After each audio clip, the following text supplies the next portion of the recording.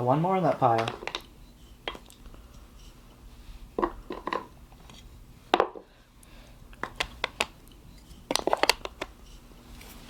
There you go. Picture's right there. That's what it looks like. No, you don't put it there.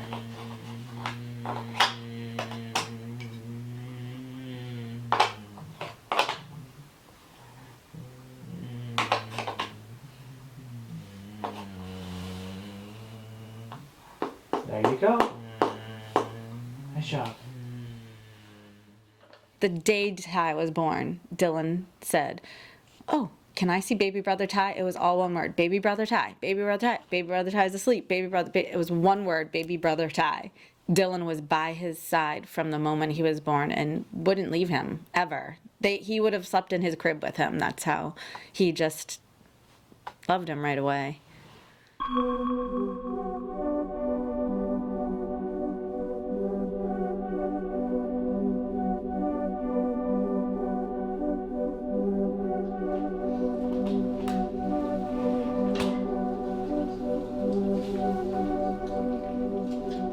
He struggles with almost everything, but he can tell us when he really needs something as far as food is concerned or drink.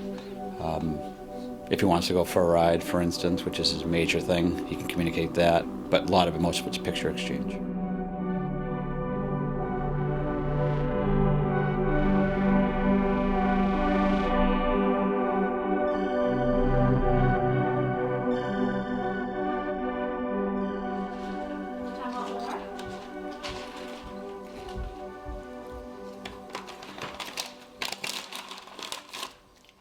He communicates his needs and wants very well. The rest of it is a guessing game.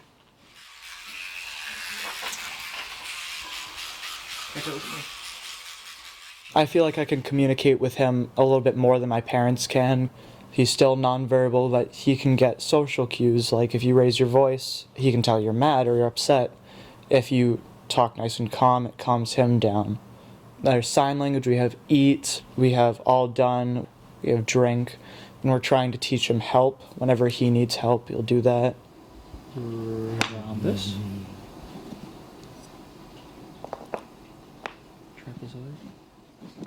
Anytime there is an issue where he gets upset, it's 90% of the time it's communication-wise. He tries to tell us things that we just don't understand, and it's not necessarily on him, it might be on us as well. His downs are usually due to pain and communication. He can't understand how to communicate being in pain or when something's not going his way.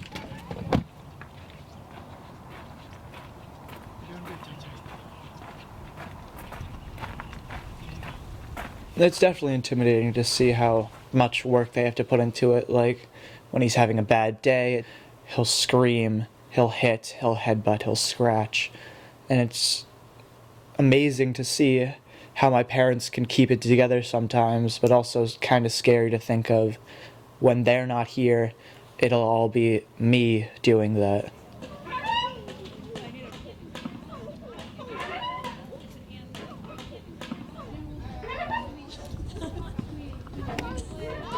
I don't trust you that high. What I admired most about Dylan is his compassion and his heart. He has a huge heart. He feels things that other teenagers don't. That's not typical for a young teenage boy. He had to grow up really, really fast.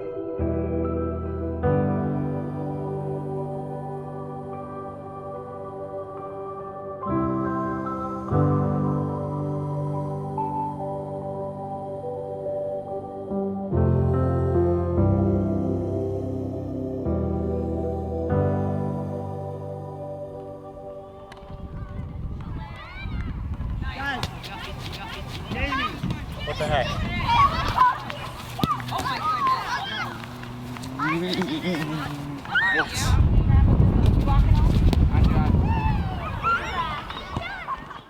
What I admire most about Dylan is his affection for his brother Ty.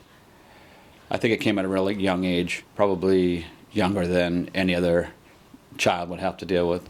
Don't get me wrong, he still gets to enjoy himself, but he has a lot of pressure. He puts a lot of pressure on himself to do well. He's a pleaser. We already know that.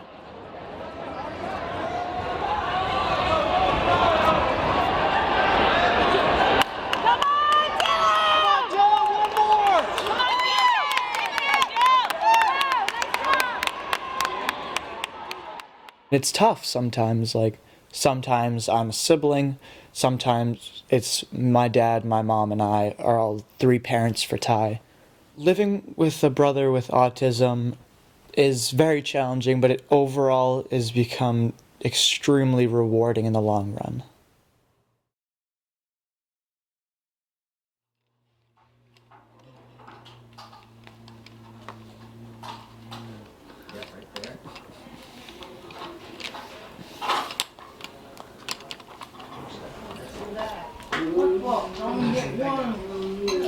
Hello.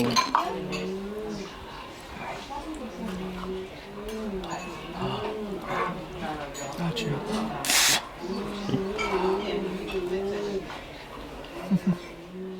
I think that Ty is doing very well in Neshoba. It's a nice change for him because he's actually in the same school with Dylan for the first time in their lives.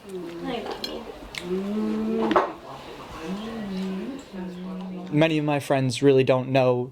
They know of him, like people that haven't been to my house, they know of him, but they don't really know who Ty is.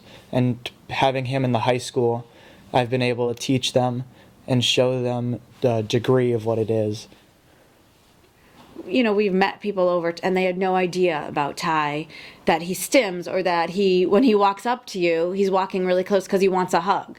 Once in a while, he's going to give you a good whack, but he's mostly looking for love and affection. Transitioning into the Neshoba High School was a big change for Ty because it's a new van, it's new teachers, it's a new location. Unlike a typical student that can walk into a new school system and be okay, it's a big change, major change for Ty.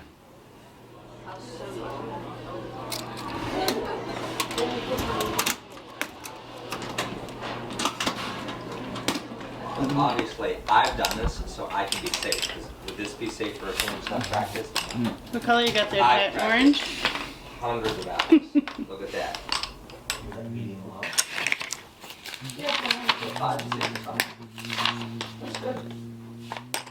In working with the school and at-home services, we've tried to make Ty as, I guess, as independent as he possibly can.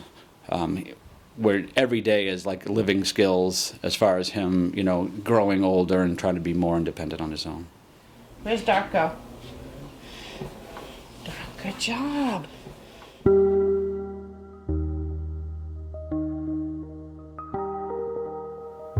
I don't know that he could live on his own, and teaching him independence to do things that maybe can help us help him would be great.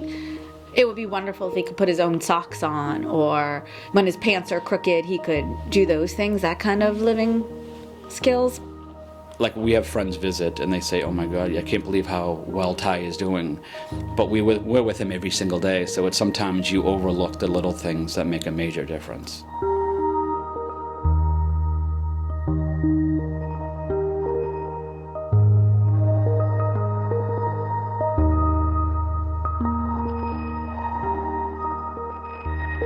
Our focus is him being happy, him being loved, and him being cared for. Learning for us, because he's so low functioning, that's not my number one priority. Not for him, at least. I know that's probably what the school wants, but for us, if he's not going to write a novel, he's not going to write his name, what do I want for him? I want him to be happy and live the best life he can, because it's not an easy one.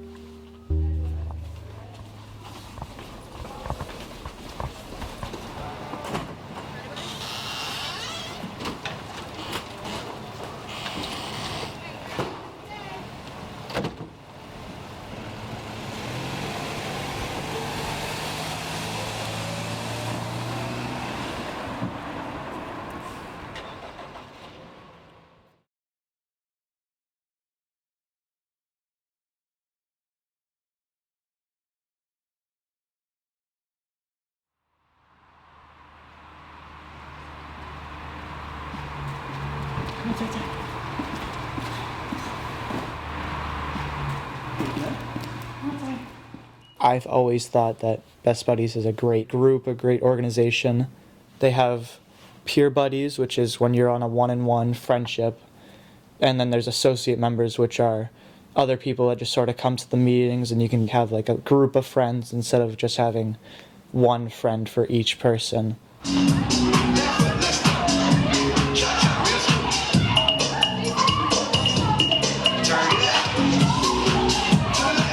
I think nowadays trying to organize stuff that for kids with special needs is actually a lot more accepting than it has been. Every year it seems to get better and better. People are more educated, more accepting. They see when all these kids come from the district or from around town that they're so different. Then, Ty is not like his peer. Maybe we can understand each other, but we don't know what they're living through, and they don't know what we're going through.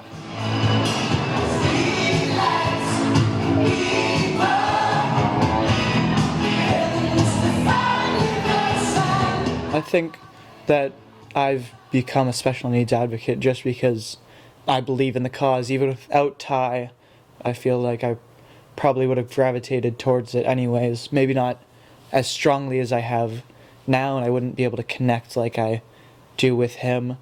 But I feel like since it's such a great cause and everybody deserves to be treated equally, that I probably would have joined anyways. Have a good one. Can you say bye?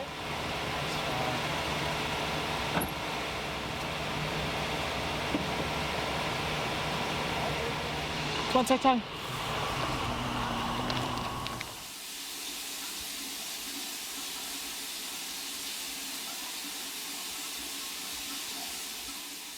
Having a nonverbal child, he cannot tell me what his day was like. It's really hard when you come home. I can ask Dylan, and your parents could ask you, what was your day like? Oh, bad, good, whatever. I have no idea how his, so that's really discouraging and scary and sad.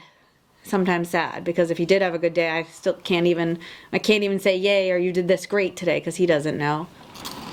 Do you want banana? Can you try and eat? Eat? Nice job. Caring for him is just a lot of work, and we miss a lot. We have to focus around him, so if he's having a bad day, we're probably all kind of having a bad day. So our whole life has been set up, you're expecting to, you can't wait to go to a concert or a wedding or any event. Well, if we don't have someone to watch him, or if he's having a bad day, that's done. You don't go. And that's been probably one of the hardest things for Dylan too with friends. Some of his friends don't understand why he can't do something.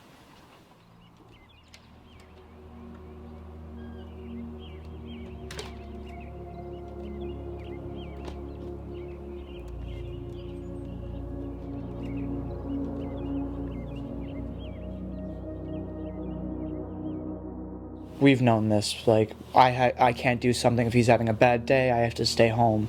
So every time my friends would invite me over, I'd say, I'm sorry, Ty's having a bad day, I can't come.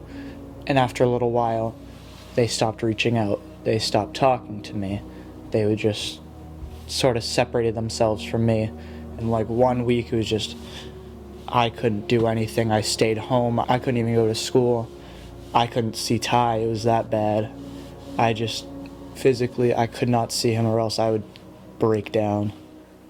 Dylan takes everything on and is really involved. But we worry, because those kids that are always trying to make you happy or not be trouble, or at one point, I don't want him to break.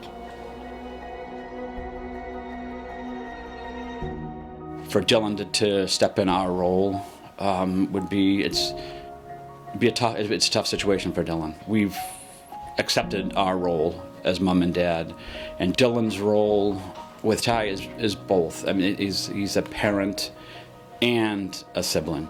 So you said earlier that having a sibling with autism is extremely rewarding in the long run.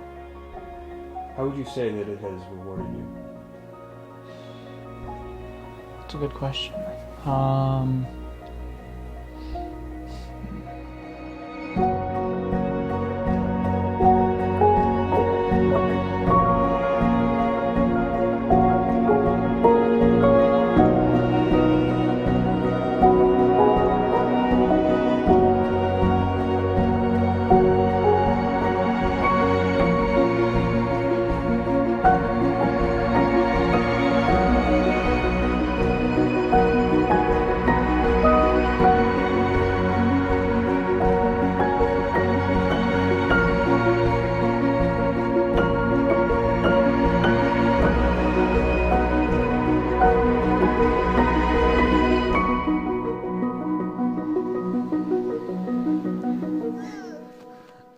I think the first thing that I learned with Ty was acceptance, probably.